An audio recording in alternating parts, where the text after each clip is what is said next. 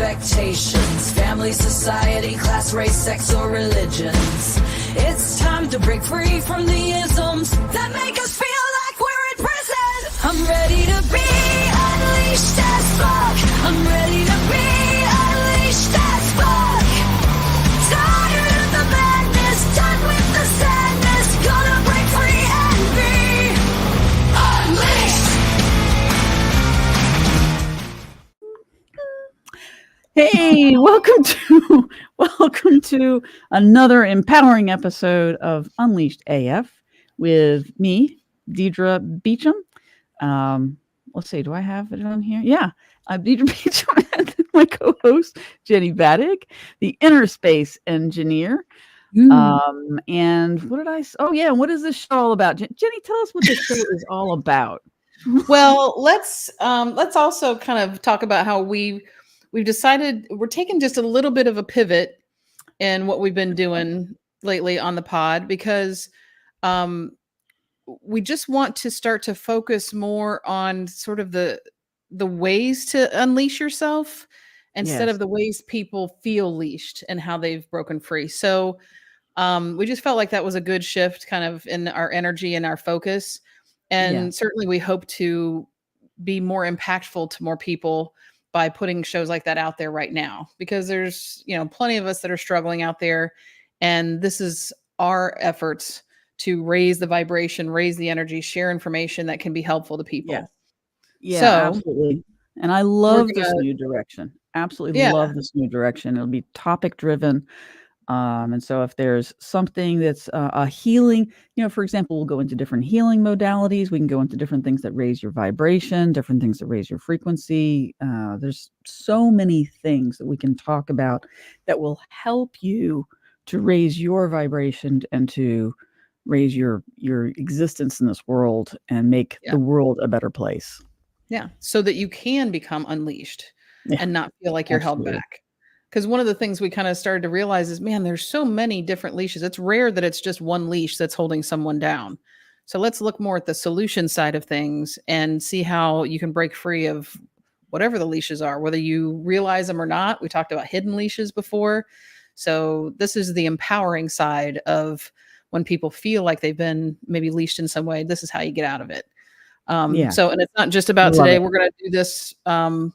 That's what I think a lot of the episodes coming up are going to be. We're still going to at times have people that will, interview and talk about their specific stories or their experiences. But by and large, we're going to focus, especially when it's just the two of us, on talking about new, well, not necessarily new, but different kind of holistic ideas of how to get yourself feeling better, feeling unleashed, more empowered.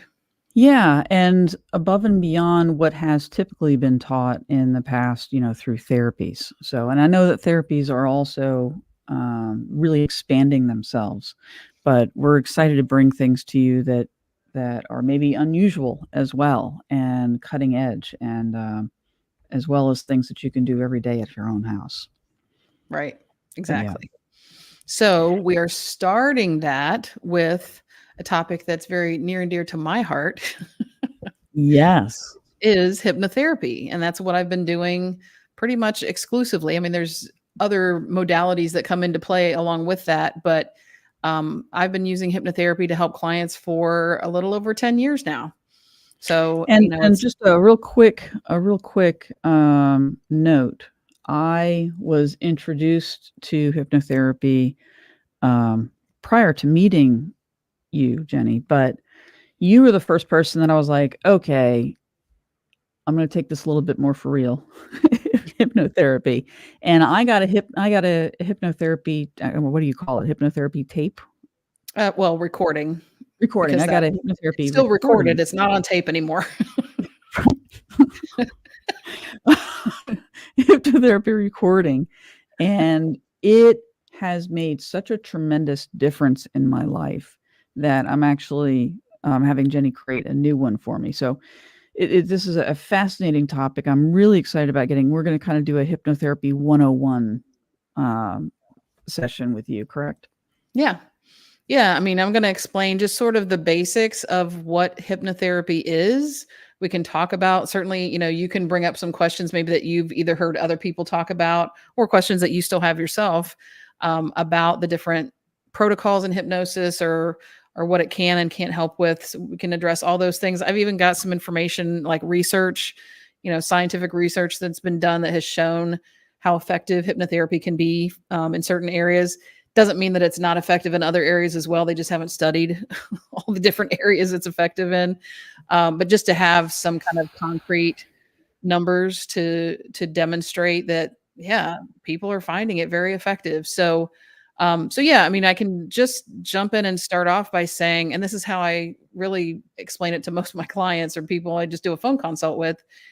The basic definition of hypnosis is really to just establish kind of a direct line of communication with our subconscious.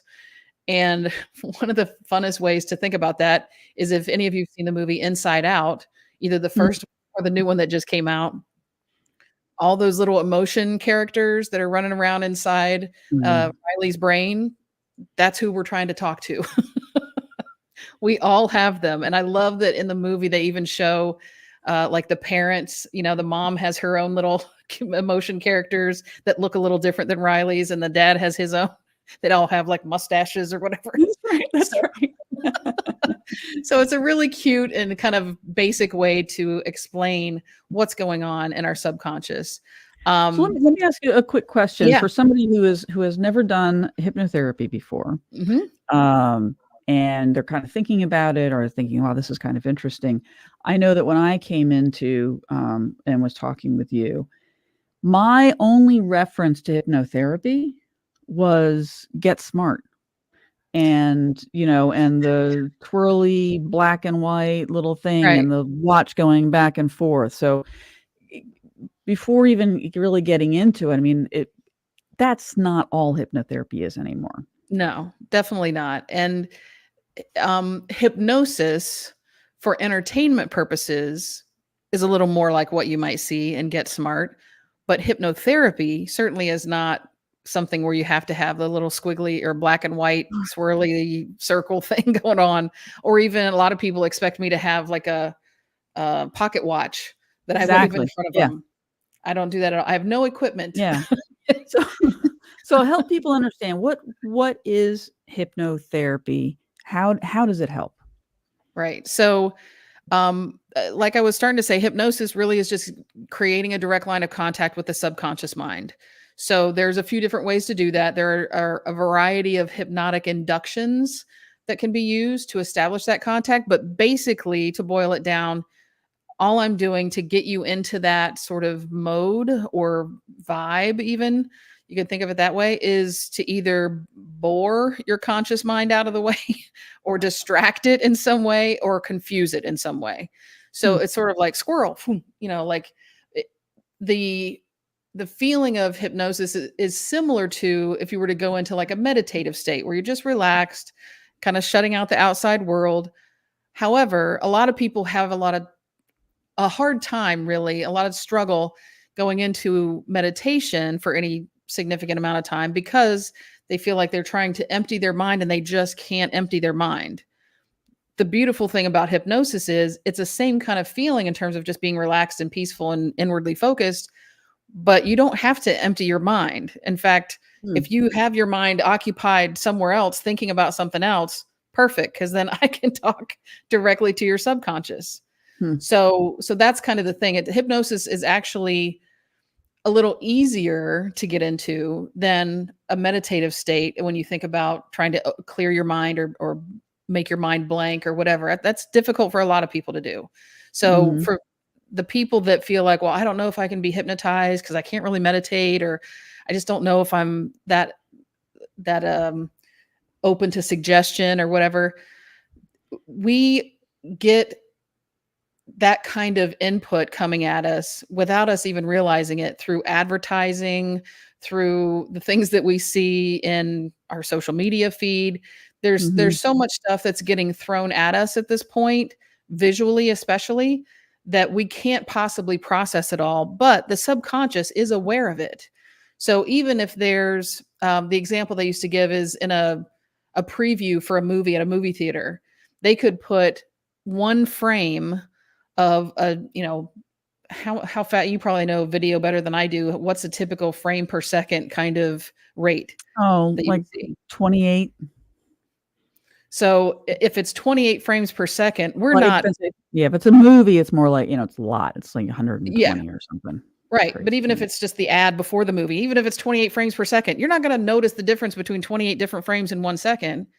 But your subconscious can still see if one of those frames has like a picture of a glass of Coke, like bubbling and whatever, and it looks yummy, or a popcorn. So, I mean, advertisers have been using the ability to speak to the subconscious for a long time. And didn't even. You're specifically talking about subliminal messaging. So, right? Subliminal messaging. Okay. Yeah. Yeah. That's kind of what that falls under. Our subconscious. Yeah. Okay. Right. Yeah. Subliminal messages are something that talks to our subconscious. That's not what I'm doing in hypnotherapy, but I'm letting you know that you are suggestible without realizing it. You don't have to purposely know that you're being getting a message to your subconscious, but it'll still get through to your subconscious. So, so really, the only things that would make people not susceptible to being hypnotized are if they truly don't want to do it. If they're not, I can't hypnotize you against your will. Like I can't, with my words, put you into that state if you absolutely refuse to go force somebody else to be hypnotized. I mean, you have to be a willing subject. Right. And so everybody that ends up on a stage at a hypnosis show is not the people that are going, "Ooh, I don't, no, I don't want to, no, I don't want that." The guy wouldn't call them up if that was what they were looking like, unless they're playing around and pretending to not want to do it. So refusing to be hypnotized would be one way that you can't be hypnotized. If you can't hear what I'm saying, so the suggestion's not getting through because you just have a hearing difficulty, then it's not going to work. And then the other thing is if you are somewhere on either the spectrum of dementia or of maybe autism or something where your ability to focus isn't where we can kind of stick to the same thing long enough. And I don't mean ADHD. I mean, there's plenty of people with ADHD that I've worked with. I'm talking like extreme ends of the spectrum where you're just not really, you're not able to stay in touch with what's happening right now. That's the other thing that is going to be difficult to be successful with a hypnosis or hypnotherapy session. But other than that, pretty much everybody is capable of being hypnotized and having some benefit come from it. That's not to say that everybody could go up on stage and do the goofy stuff that they ask you to do for entertainment, because you would be more likely to resist that. But if you're coming into a hypnotherapist because you're wanting a change, you're not really in the resist kind of mindset. So therefore, it's more likely to work for you than if you were to do something else. How much you need, or anybody who would hypnotherapy, that you need the buy-in of the person. So the person needs to really buy in and say, yeah, this is exactly what I want. Because otherwise your subconscious just shuts down to the person. Correct? It can, but I will also say that I've had a fair number of, I'm just going to say, spouses that were encouraged to seek out hypnotherapy by their spouse to stop smoking, for example. You need to go in and stop smoking. Go see this girl. Right. And I've had several of them, even though they were very skeptical and felt like they were only doing it because their spouse told them to, that they've still had success with it. So there was at least part of them that was open to it and saying, maybe it was from the perspective, if I at least do this and it works, she'll stop bugging me. Even if it was that much of an opening. Right. So yeah, I mean, it's something that there's no side effects like there would be for taking a medication or an antidepressant or something like that. There are different protocols that can be used in hypnotherapy. The three main ones. What do you mean by that? What do you mean by that when you say there's different protocols? What does that mean? So different protocols, meaning there's different approaches to having that communication with the subconscious. Okay. So the way I get people into hypnosis is pretty much the same for all the protocols. But once I'm in contact with or in communication with the subconscious, I'm either kind of planting the seeds of the new way of thinking or reacting that they're looking for, or I'm trying to talk to, like I said, the different characters in Inside Out and say, why is it that you're trying to get them to do this? Why do you think that's helpful for them? What if we did it this way? Is it possible that you could do your job even better by doing this for them? So I can speak to the different aspects of the subconscious that may not realize that there's a ripple effect to how they've been trying to help, and find a way for them to do it in a way that's actually supporting the bigger picture and is going to help with the direction the client wants to go. So that can be a very powerful protocol where we just sort out the subconscious self-sabotage, because quite often, especially when it's like a habit or just behavior that someone's trying to change, there's almost always something in the subconscious that's kept them from being able to change it on their own. Most people will look at that and say, oh, well, you just don't have the willpower. Well, it's not just that you aren't strong enough or don't have the willpower. If there's somebody pulling pretty hard in the other direction, that's not about lacking willpower. It's just not realizing that somebody is pulling the other direction. We need to get them to move the other direction. Yeah. So can we talk about that for just a second? Absolutely. Because I think that is so important.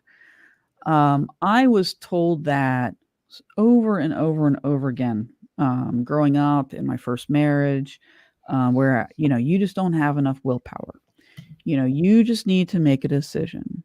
And so I can tell you that what happens, and I know you know this, just saying that what happens is that message becomes internalized. And so, suddenly, it's not working for me at all. Nothing's working for me at all. And I'm telling myself, I don't have any willpower. Obviously, I don't have any willpower, and I can't do this. And it becomes this horrible treadmill. And I would even go on to do, I'm going to make myself do this every single day, and it would blow up. Now, I didn't know I had ADHD, which compounds all sorts of things. And what's fascinating to me, and why I love talking to you about the subconscious, is that getting a hypnosis, a hypnotic recording from you addressing the specific needs that I had and the specific things that I wanted to make happen, I was actually able to retrain my brain and retrain the subconscious and how it speaks to me. And it's crazy. I don't even think the same way anymore. And that is absolutely fascinating. So I just want to make sure we talk about that, because it doesn't mean, just because if you think, oh my gosh, I don't have the willpower, that isn't necessarily true. Right. It may be something you need to change your subconscious about, or it could be you have ADHD. Yeah. Well, don't beat yourself up too much. Another way of comparing it, another kind of metaphor is for anybody that understands the concept of rip currents in the ocean, right? You can't necessarily see where a rip current is. And so you can be trying to swim against that rip current and killing yourself, exhausting yourself, trying to come back into shore. And it's just not going to happen, because the current that you can't even see is pulling you out away from shore, where the person that's 10 yards the other direction is swimming right in going, what's wrong with you? Why can't you swim harder? That's like telling someone they don't have enough willpower, when really there's something under the surface that is pulling them the other direction that the other person may not be dealing with. Yeah. So that's really where I feel like there's an opportunity for a lot of people to understand there's no shame in reaching out for this kind of help, for hypnotherapy, to try to help, even if it's with little stuff where you're like, oh, well, this isn't that big a deal. I probably don't need a hypnotherapist. Well, if it's anything you want to change that you haven't been able to change, it may not take as many sessions. It may not, need to go as deep, but boy, it can just help with so many things because of that direct connection with the subconscious, because that's where those currents are that can be pulling in a different direction. So that's absolutely a big part of what can help people. the other protocol is it's called regression. So that's where it's more like we're trying to figure out, well, where's the rip current starting from so that we can cut off that flow. If there's something that was an issue that you didn't really get a chance to work through fully when you were younger, and most of us as kids either don't know how to fully work through our emotions because we're not taught or trained, or we're told don't cry or don't throw a fit or whatever. And so that energy kind of gets stuck. And then it's like there's little holes that come out. There's a dam that's blocking all that energy that we've not known how to deal with. Little holes start to poke through that dam. And that's where we're getting the pressure or the push that is keeping us from being able to change our behaviors the way we want them to. We want to, or that's causing us to do certain behaviors that really we know we shouldn't be doing. Or to even things that are like anxiety or depression or things like that. When we can't break ourselves out of those cycles, it can be the same thing. So my understanding of regression therapy is, speaking to the subconscious and getting back to things that happened when you were a kid. Is that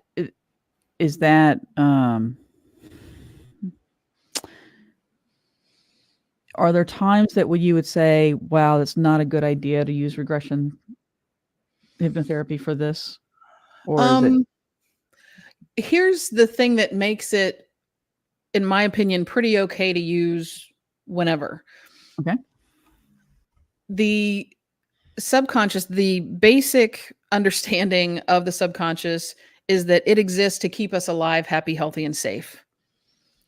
There's so many things that are happening that are getting taken care of by our subconscious so that we don't have to consciously remember to do it. So its whole purpose is to keep us alive. And part of that is safe and healthy. So there are times when parts of our subconscious are what are getting us to do a bad habit or behavior, but it's probably because it thinks it's helping to prevent something else that could be harmful. So a lot of people, for example, either smoke or drink or something like that when they're trying to deal with emotion that they don't want to deal with. If they're trying to relax or de-stress or something like that, they'll turn to a habit like that. But in order to break themselves out of it, we've got to figure out, well, what's pushing you in that direction? What is getting you to think that you need something like that to deal with these old kind of crusty issues in a lot of cases. And even in a case like that, a lot of my clients that come in to stop smoking will assume that they're going to regress to the first time they smoked. So they'll start to tell me all about, well, I remember the first time I smoked. I can just tell you that right now. I don't even remember a single instance of a smoking client of mine that regressed to the first time they smoked. It's always something else that led them to that first cigarette. Yep. And the reason that it typically can be more effective if you go all the way back to childhood, like 5, 6 years old or even younger, really boils down to kind of like what they said, everything you need to know you learned in kindergarten. Most of our core beliefs about ourselves, we formed by that age, by the age of 5 or 6. So if you really want to make like a core shift, then you're going to probably end up having to go back that far. The other thing though is with the subconscious, because it's there to keep us alive, happy, healthy, and safe, it knows what you can handle. That was really the answer to your original question. It's not going to take you somewhere that you're not ready to handle yet. Got it. Okay. Yeah, that makes sense. So that's why I feel like it's safe to do a regression. I can even give you an example of a client I had, way back my first or second year of being a hypnotherapist. She told me that she had been molested in some way by her older brother when she was like 4 years old. So she's like, I'm just warning you, this might come up. I don't need a warning. Whatever comes up, I know how to deal with it. But we didn't come anywhere close to that. The thing that she regressed to initially was actually when she was in her early 20s. And she, I think she was married, pregnant. Her husband was starting to be aggressive with her. And so that's what we had to work through first. Okay. So sometimes sometimes there are kind of layers to the onion that need to be unpeeled. Excuse me. But I'll tell you, hypnotherapy tends to be much more effective, much quicker to really get to the core of the issue than most other therapies that I'm aware of. There are so many clients that I've had that have told me just after 2 or 3 sessions, they're like, man, I've gone to like a regular therapist or a counselor or something for years, and this has never come up. We never got to this stuff. And now in 2 or 3 sessions, we've dug this up, resolved it, and I'm like good to go. So it definitely, it's sort of like a laser focus, but sometimes we do have to kind of do a few different layers. And that's why sometimes it takes more than just doing each of those protocols once. But for a lot of people. And how many other protocols are there? I mean, there's different techniques that can be kind of incorporated into those protocols, but those are the 3 main ones, at least that I use. There may be some other people. I mean, there's past life regression. That's another protocol. The type of stuff that people want to work on typically doesn't call for doing a past life regression. Typically, those are more people that are just curious about past life. Yeah, I'm curious. Did I know, or is this somebody that I was related to in a past life or whatever? Although I did have a very interesting past life session where somebody was concerned. She had like a persistent feeling of constriction around her neck in this lifetime. And she would have dreams of like Salem witch trial type era. So she's like, I kind of want to see if I was like a witch in a past life. And so I was a little cautious because I thought she already has an idea in mind of where she thinks it is, or, where she thinks we're going. So it might be a little biased, but she did go to that era, that time period. But the answer to what was addressed, or that caused her feeling in her neck or throat, was, I'll try to make it a short story. She was trying to get pregnant and was having a hard time. She'd had miscarriages. She sought out like a potion that was supposed to help with fertility. Her husband saw her doing that and was upset because he didn't want her to get pregnant again, thinking, of course, in those days, if you had a bad pregnancy, you could die from it. Yeah. So he was afraid, didn't want her to try to get more fertile because he was afraid she might die. And so when he saw her doing that, he picked her up by her, like by her throat and kind of threw her down. And that's, they eventually talked it out or whatever. But I'm like, whoa, that wasn't where she thought it was going. So that was sort of a thing that helped her resolve an actual physical issue she was having in this lifetime. But for the most part, I don't take people to past lives unless they specifically ask to go there. Wow. That's really fascinating. Yeah. So what kinds of things, I mean, and we know we talked about smoking, and, stopping smoking or stopping some kind of habit, but what other things would somebody come to you for? Really, anytime somebody feels like they're stuck or they're trying to change something and they have not been able to change it no matter what they tried. So like I said, even things like feeling depressed, if they've been depressed for a long time and don't know how to get themselves out of it, or feeling anxiety that they can't seem to control. People come in for panic attacks. I've had several people lately actually come in for like phobias related to being in the car. So whether they were driving and had a fear that somebody was going to pull out in front of them, or even being a passenger, not being in control of the car and worried about what's going to happen. A lot of phobias around being in cars lately, which is interesting. I've helped people with phobias of frogs, spiders, heights, bridges, so all of those things where they're like, this doesn't feel right. I don't want to feel this way. Help me. Help me not feel this way anymore. All those are fair game for hypnotherapy. Wow. That's very cool. Yeah.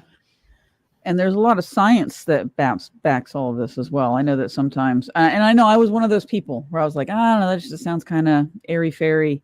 And, but it was really before I truly started grasping the concept of the subconscious mind and vibrational frequencies and how we're connected to the earth and grounding. Those before all of that. So, but there are other people that are still there. So how do you talk with somebody who's like, I don't know, that just seems like, because I think it, then it's going to happen. What are you really doing? Right. Yeah. Right. Well, one thing I do want to bring up a graphic real quick that talks sure. about some of the different things that are in the subconscious. So our conscious mind, which is what we're kind of actively engaging, is things like analysis, logic. They talk about willpower in this graphic, but we kind of talked about that already. That's not all there is to do. That's not the only ingredient that can be affected. And then the subconscious mind, that area in the middle, that's really what drives most of our behavior, is our imagination, our beliefs that we've either put in ourselves or that we've heard so many times that we just believe it about ourselves. The habits that we have, our instincts, our memory, our emotions, all those things are kind of what's driving our behaviors in the subconscious. But in addition to that, the subconscious is also taking care of things like healing our body, keeping our heart beating, keeping our hair growing, things like that, that are beyond what we're even interested in trying to remember to do. But thank God it happens, because if if our heart stopped beating, whoop, then there's no need for no need for anything else to work, because we're done. So it's really important, all the jobs that the subconscious does, and it doesn't go to sleep. It's working 24/7. Something that you just said made me think about something, because you said, we need something to make sure we're still breathing. And I thought, well, wait a minute. So if that's the case, if the subconscious is also helping to make sure things are happening inside our bodies, then that also means that our subconscious could be harming our bodies. Like if we have something that's going on in our head that is a negative vibration or a low vibration, I mean, that could actually be affecting our bodies. Yes. Mm-hmm. Yeah, it can. And that's where there's parts of the subconscious that can get confused about what's helpful, because they think they're helping with something, but they don't realize there may be an even bigger side effect to how they're helping with that one thing. Like I said earlier, if someone's stressed and they go, oh, I need a cigarette because I'm so stressed, that helps me relax. Well, it might give you that momentary feeling of like relaxation, but it's putting toxins in your body. It's doing all these other things that are going to add up to be something bad health-wise later. So that little part of the subconscious just may not be aware that although it's doing its little job of going, oh, stress flag went up, have them get a cigarette, I've done my job. Sometimes it's like they're just very blinders on, narrow focus, not realizing that there's a bigger picture. Mm-hmm. Just like, in a big business or corporation, you have some people, some employees there that do see the big picture and can be kind of interactive and go from one thing to another and put out fires and stuff like that.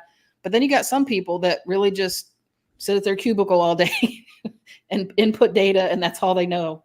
That's all they care about. That's their job, and that's what they do. So there's some aspects of our subconscious that kind of fall into that category, and that's where we need to go in and kind of like tap them on the shoulder and go, okay, we need to give you a new role because this role is not serving us anymore. So typically when there's parts of our subconscious that seem like they're harming us, it's because they think there's something else that what they're doing is helping with. Does that make sense? Yes, it makes a lot of sense. And typically it's protecting us from something. They think they're protecting us by getting us to do something that ends up being harmful, when in reality it's causing more harm than it's saving us from. Wow, that's fascinating. So when I'm sorry, I'm going back to when you were talking about in a hypnotherapy session, and you said that you get in touch with the subconscious mind. So is the person actually talking to you? They're and they're talking their subconscious mind. Do they remember when they wake up what they've talked to you about? They certainly can. There's no reason not to remember, other than I probably forget what I said 5 minutes ago and I'm fully conscious. So I can't help with that. But there, even actually the thing I say to people as I bring them out of hypnosis includes saying, you can remember this entire session and you can return to this state anytime that you wish. So I even encourage, and that was part of how I was trained, to allow people to remember everything that happened in the session. There's nothing secretive or like kind of behind the scenes I don't want them to know about that's happening during hypnosis. In fact, even the recordings that I do for people, I always show them what I'm going to say. Not every single word throughout the whole recording, but the suggestions that will be repeated, I always run them by the client first and make sure that this works for them and that I understood them correctly. And this is the type of thing they want going into their subconscious. So it's not about being tricky. It's about really responding to whatever their subconscious is calling for. Wow. This is still a fascinating topic. I have been helped so much through your hypnotic recordings and also from understanding manifesting. Now, is there a tie-in between manifesting and what you do? And I do feel like it's related. Yeah, I do feel like it's related because certainly what people want to manifest is the change that they come in for. And so I kind of help them do that with, and you know as well as I do that repetition is part of what helps us manifest things. Yes. Right. And so that's part of why the recording is the first thing I start people out on so that they can start to listen to that recording, get the repetition of it, and start to kind of get that manifesting process in swing. Then we can kind of go in and get rid of any of the blocks that could be keeping that manifesting from moving as quickly or smoothly as possible. Wow. And so, there's a couple of things. One thing I can share quickly that kind of gives an idea of just how powerful the subconscious is on its own is there was research that was done way back before they started to send people up into the International Space Station because I think we're concerned about, the amount of time people were going to be up there. It was much longer, of course, than they'd ever been in just a space shuttle or any other space vehicle. So they were wondering if they were going to have issues with things like vertigo or other kind of like spatial orientation problems because on Earth, we may take it for granted, but we always know that the ground is down and the sky is up and right and left and stuff like that. So up there, that's kind of not the same sense. You don't have a down and up that's the same all the time. So what they did, and I hope to God they did other research in addition to this because this wouldn't exactly replicate that, but they had them wear goggles that flipped what they saw 180 degrees. So the sky was down and the ground was up, but the rest of their senses were still normal, I guess you'd say. Like they still had to try to make their way. They don't just like sit in bed all day and look at it that way. So they tried to get around their world with that. And what happened was, as long as they kept the goggles on for any time they opened their eyes, so that it was a consistent new signal, new image that was being sent to the mind from the eyes, within, I think the first one happened in 26 days, but within 30 days, everybody that had kept those goggles on consistently, the image reflipped on its own. So the mind figured out that it needed to fix that message that was coming from the eyes that for God knows how many years before that experiment, it could just trust what the eyes sent it. So let me tell you, it can happen in a lot less time. When I was in high school, I won a trip. Yes, I actually applied for this. I won a trip to the Dismal Swamp. And in the Dismal Swamp, of course, it's just swampland everywhere. And it's because of the peat that's in the water, you get a crystal clear, perfect reflection of the trees. So for an entire week, I was seeing a perfect mirror reflection of trees around me. So I was always seeing this mirror reflection everywhere we went for a week. After the week was up, we went to our cars and we were driving, and every single one of us saw trees flipped. There's no water around us. And we saw trees flipped and saw mirror images. Somehow our brains every single one of us made mirrored images of the trees. Now, it didn't last very long. Right. But it did for a while, and it was very freaky. We just couldn't drive. I mean, we're just like, okay, we got to get our eyes adjusted to what's real because our eyes were trying very desperately to make it look like we've been looking for the last 7 days. Mm-hmm. It's crazy stuff. It's really amazing how it works. Yeah, to me, that was an incredible example of how the mind can figure out how to sort of fix itself or try to make things make sense. Because if you think about it, the subconscious doesn't have direct access to the outside world, right? It relies on the senses. It relies on the images being sent to it from the eyes, the sounds being sent from the ears, the sensations from touch, all that stuff, along with what's already in there, which is the memories and the experiences and stuff like that. That's what it has to make sense out of. Now, when you start to introduce something in the direction you want things to go instead of just what got thrown at you, then you can truly make a difference. You can influence it just by letting it know, just sending it. Doesn't know that it's something that you just made up, something that isn't actually out there yet. So when I write the suggestions for the recordings, most of the time I write them as if they're already true. Yeah. Which they're not yet because they haven't even started getting planted yet. So those seeds couldn't have come up. But when you keep telling the mind that this is just how it is already, it starts to believe it. Yes. So that's part of how hypnosis can be a powerful changer to the subconscious that drives a lot of our behaviors and responses and things like that. Just one of the ways that can work. So that's one example of like some research that was done that really kind of showed the power of what the mind can actually change. I mean, that's a huge thing to change when every second of your life that your eyes have been open, it's gotten reinforced that, oh, yep, we can trust that message. Yep, that's what we see is what we get. And it doesn't take long for it to go, that's not right. Let's fix it. Yeah. Yeah. So fascinating. Absolutely. Yeah. Absolutely fascinating. I love this stuff. And that's without any external influence to try to get it to fix it on its own. It figured out on its own that it needed to fix it. So when we're going in purposely to try to flip something, it absolutely can work. Yeah. You're not going to have to listen to the recording 24/7 like they had the goggles on 24/7. But the more consistently you listen to it, the more it outweighs the experience and the old ways of understanding things, and it can just happen. Wow.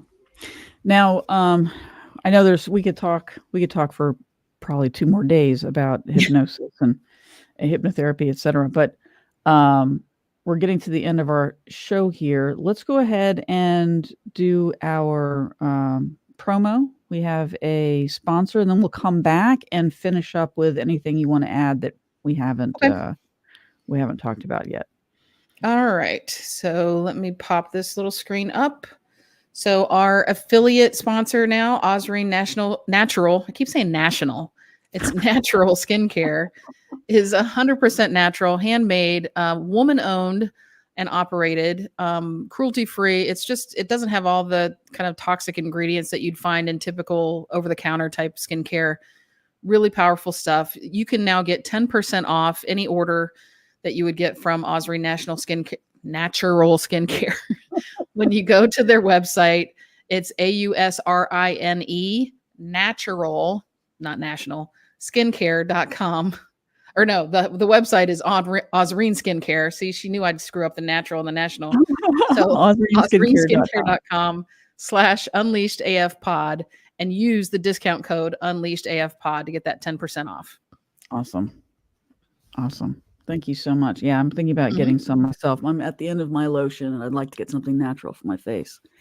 So, so let's wrap up on Hypnotherapy 101.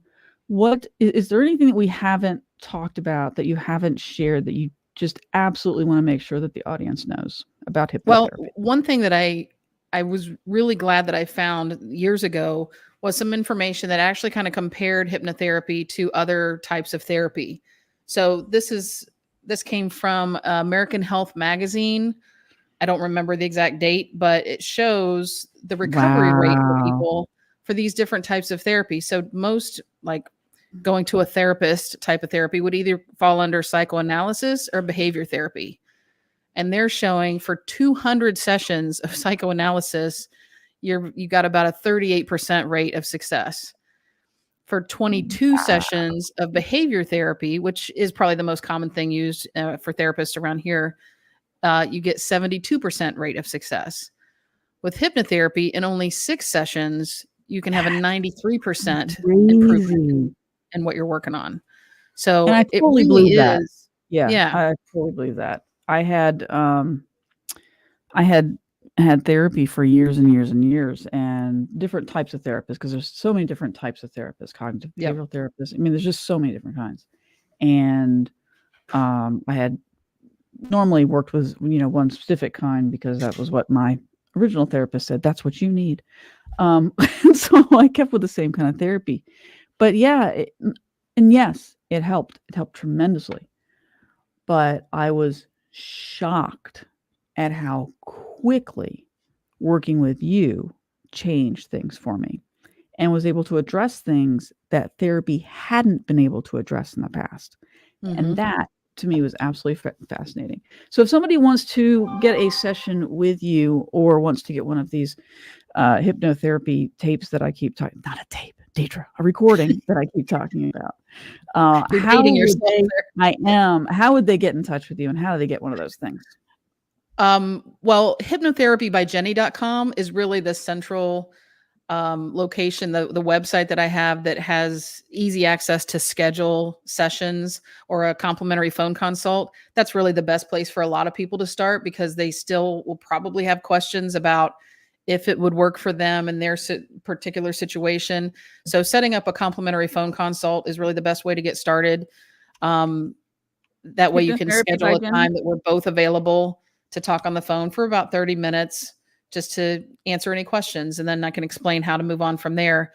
I have packages of sessions. I can work with people in person, or just over the phone, or over like a Zoom video call. Hypnotherapybyjenny.com. Yeah. You can, I know the website we usually show for me is hypnohuddle.com. From there, you can still easily schedule a complimentary phone consult, but I kind of have that set up for the people that may not specifically be looking for hypnotherapy, or may not know about hypnotherapy, but I can kind of introduce them that way as well. So either one of those websites can get you to the complimentary phone consult. To have a session with Jenny, or you want to get one of these hypnotherapy recordings, go to hypnotherapybyjenny.com. Yeah, thank you so much. That was great. I mean, I love what you do. I think it is so incredibly helpful and so beneficial. And I'm so glad to be co-hosting this show with you, because it gives me the opportunity to ask you these questions and talk about it today. So I think that is that's awesome. And I'm so looking forward to getting my new tape recorded. I'm going to put that in your recording, that it's a recording and not a tape. Recording and not a tape. Good grief. Literally, there's some of the clients that I work with that wouldn't even know what I meant if I told them it was a tape. They'd be like, a tape what? Like, what are you taping? What's a tape? Scotch? No. So anyway, just as always, we have a little thing here. Let me just make sure that I'm saying this correctly. Yeah, if you have enjoyed today's podcast, have to make sure we get these things in here. If you've enjoyed today's podcast, please make sure you like it, share with your friends. And if you have any topic that you want us to talk about, please visit our website at unleashedafpodcast.com. And you can go to the section WWJDD, What Would Jenny and Deidre Do? And we'll get your topic on there. If you have, if you'd like to be a guest on the show, we are still going to have guests. Please go ahead and put your information in there, and we'll get you on the show. Okay, you have anything else you want to share before we go, Jenny? I don't think so. Other than I will just share that, I know this is a technique, or these are protocols that are extremely helpful for people. And I feel truly honored to be able to do that. It's a blessing, and it's unique and different for every person. I had a lot of doubts in myself when I first started doing this, coming from the engineering world, but man, to just trust the process. And again, coming from someone who's very analytical to something that seems very confusing for a lot of people because there's not a lot known about it. At this point, I'm, completely sold on it. I walk into any session that I'm dealing with a client and I'm like, let's just see what happens. And there's always something that good happens. So it really is, an amazing set of tools and techniques that can be used to change so much. And it's a blessing to be able to work with people in that way. So I'm glad that I've been able to share that on the show today. And and just hopefully hit a little button for somebody that was thinking about it maybe, and now they have a little more information and they can move forward and try to make some good changes for themselves. And I'm a huge proponent, and I was an unbeliever. I was a skeptic. Let me put it that way. I was a huge skeptic, and I am no longer a skeptic and haven't been for several years now. So thank you so much, Jenny, for that and sharing that information for us. Next week, I think we're doing, I didn't write it down. I should have had it here, but we're doing something about unmasking, right? Isn't it unmasking? Are we talking about unmasking next week? The something like that. Oh, imposter syndrome. Yeah. Apologize. Yeah, we're talking about imposter syndrome and how you can get out from imposter syndrome. So that's great. We hope you join us next week. Thank you so much for being here, and have a great week. Play that song. Where's the song? Oh, there's an outro. I'm done trying to live up to others' expectations. Family, society, class, race, sex, or religions. It's time to break free from the isms that make us feel like we're in prison. I'm ready to be